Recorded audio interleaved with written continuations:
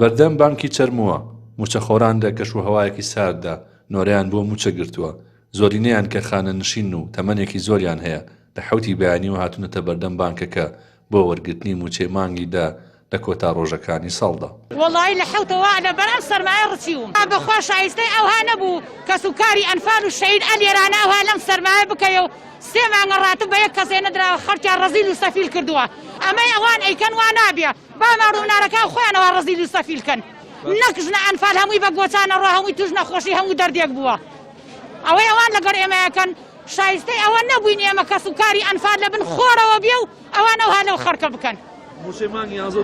ئەوە فێت ئەوە ڕۆی ئەوە ئاوەکە بردی 3-4 ملیارە مایەوە بۆیان بۆ مناڵەکانیان مایە خۆ نایدەن بە ئێمە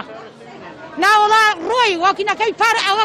لافاوەکەی چەند سەمانە ئەو پارەیە ڕۆی برا برا سوێن بەخوا هەموو ئەمەنە ڕەزیلین ئەمەنە ڕەزیلین سێن بەخوا 5,000 قەرزکەوە هاتووە بۆ ئێرانە بۆ کرێ سەیارەکە ئەوەی ئەوان ئەیکەن قەت وا نابێ قەت خوا لێشیان هەڵ ناگرێ ها ئەو گلەیمان ئەمەدەیان لێرە ڕابی ئەو نوزلەی ئێمە بگرسێتە لای خوای گەورە. وەڵی ئەو بگرێتە کارت باشترە بەخۆ لە کاوەریگری بەکار وەریگری ئەوشیان دەبای زواجنەوە وڵا هەشتەوە نەوەرمان نەگرتم. موچەخۆران تووڕە و نیگەرانن لە حکوومەتی ماوە بەسەرچوو بەهۆی پێنەدانی 2 موچەی مانگەکانی 11 و 12 ئەم ساڵ و نەبوونی شوێنی گونجاو لە بەردەم بانکەکان تا تووشی سەرما و گەرما نەبن و درەنگڕاییکردنی کارەکانیان. لە ساعت 8 لیرە لە 8 لیرە هێشان بەرمان نەکەوتووە ئێمڕۆژ ساردە و سەرمایە زۆر بەنێو ئەم خەڵکردگیری خوارد لێریا جارێ ئای مانگی 11 نادیرە کوراوە نادرێ ژیانمان لەسەر موچە ڕوا ئەم سەر زیاتری کەسوکاری ئەنفال قوربانی داوە لەم شارەیە خێروبەری ئەم شارێش بووە کەسوکاری ئەنفال و شەید نییە لەم شارەیە ئەگەر 2 موچە بترێ ژیانی کەسوکاری ئەنفال بەرە باش بینە ڕوا کەمتر تاحسیل لێەکە ئەتو لەکوێز 2 موچەت بخورێ. ئەمە خەڵکی فەقیری تایە خەڵکی وای تایە تەمەنی 70 ساڵە یعنی ئەیبینی بەم ڕزارەتە وەختی وا هەیە دوای نوێژەکەی لە ماو دەرەچیت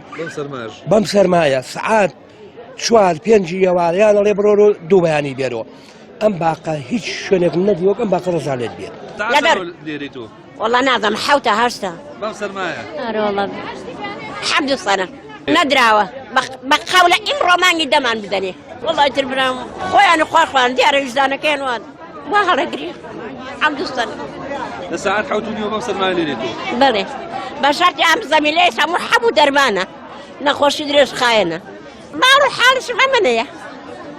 هاوشێوەی ساڵانی ڕابردوو ئەم ساڵیش دەسەڵاتدارانی هەرێم زۆر بێباکانە 2 موچەی دیکەی موچەخۆرانە نەدا و ساڵێکی پڕ لە قەیرانی سەختیان بە هاوڵاتیان تێپەڕاند. 10 ساڵە 2 حیزبی دەسەڵاتدار بە پاساوی درۆینەی قەیرانی دارایی دایان موچەی موچەخۆرانە نەداوە نەخۆیان موچە دەدەن و نە ئەو کێشەیەش لەگەڵ بەغداد بنبڕ دەکەن. ڕەبین محەممەد لە ناڵی پەیام